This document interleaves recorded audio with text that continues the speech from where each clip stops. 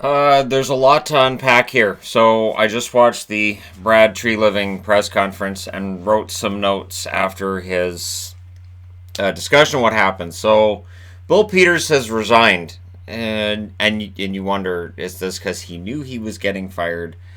And one thing that, well, okay, let's just go through the points that I took down during this interview, and I've never done this before, so bear with me because we're in whole new territory here.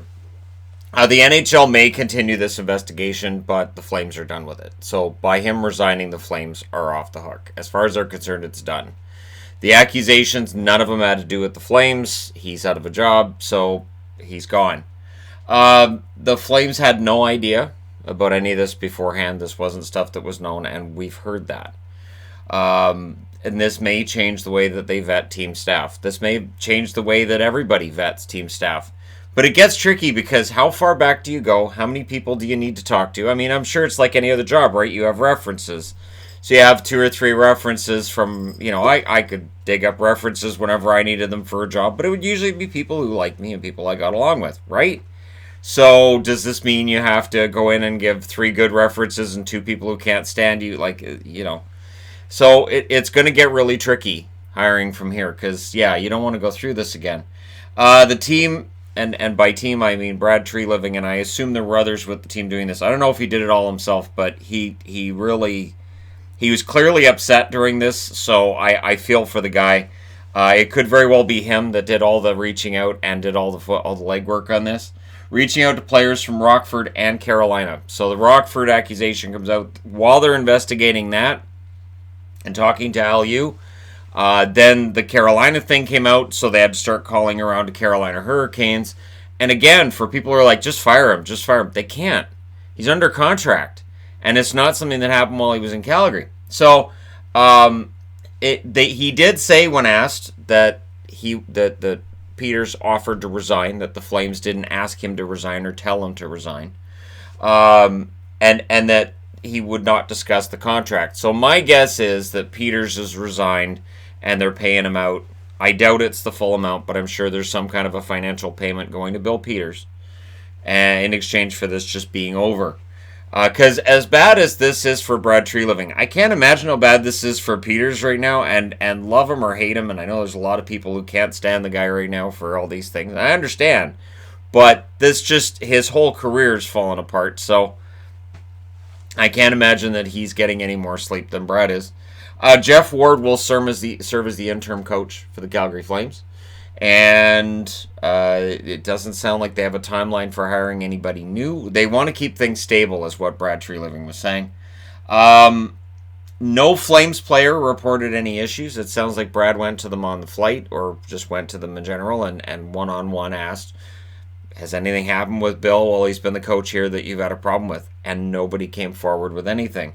And he did mention that players haven't felt comfortable coming forward and that teams need to have that in place. So in almost any workplace you're in, if you have a problem with your boss, you can go to HR. I know. I was good friends with the HR lady from my last job and my last full-time job, and I'm still friends with her on Facebook. When I left that job, she was probably one of my best friends at work because I did see her regularly.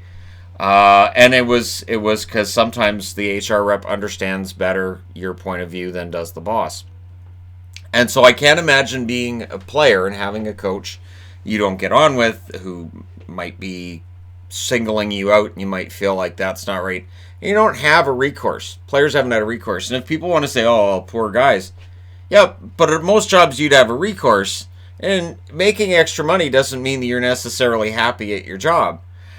So I understand that players haven't felt comfortable coming forward. Not only that, but Aki Milou, at the time, that this happens, he's not happy about it. He ends up getting sent to the East Coast League. So in his eyes, the fact that he was upset and people knew it ended up getting him demoted. Now, whether that's what did it or it didn't, and whatever you want to argue after is fine.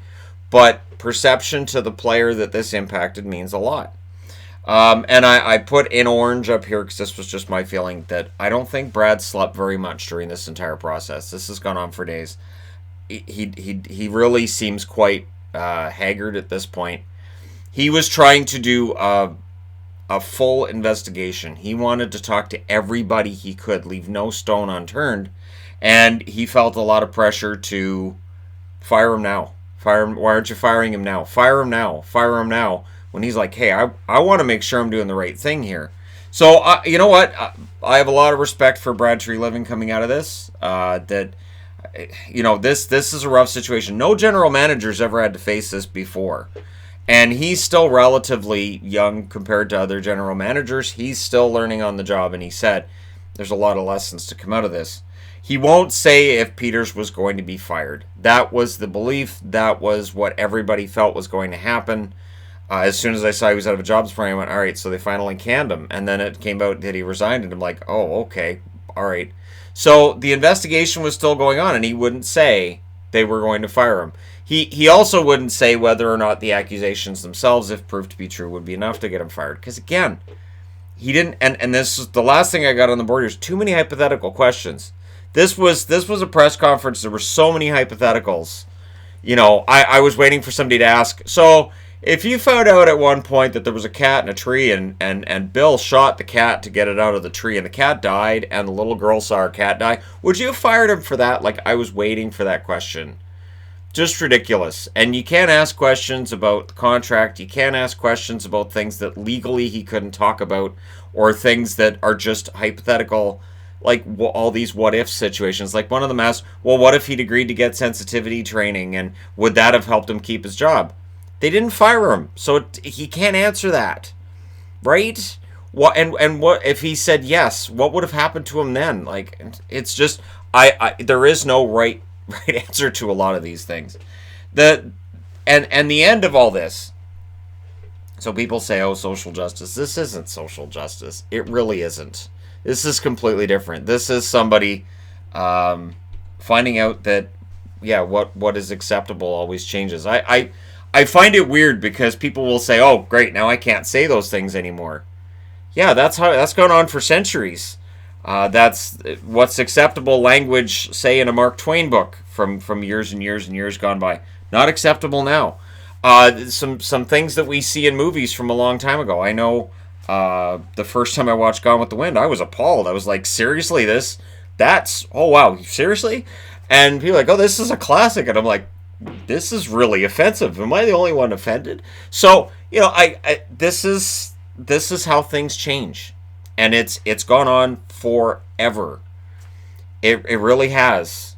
I'm pretty sure that it will change. It will go on. And right now, sports is being impacted as society has. And yes, words have an impact. And when it's a coach saying it, I know I put up with behavior from a boss decades back that if it happened to me now, I would go to the labor board in a heartbeat.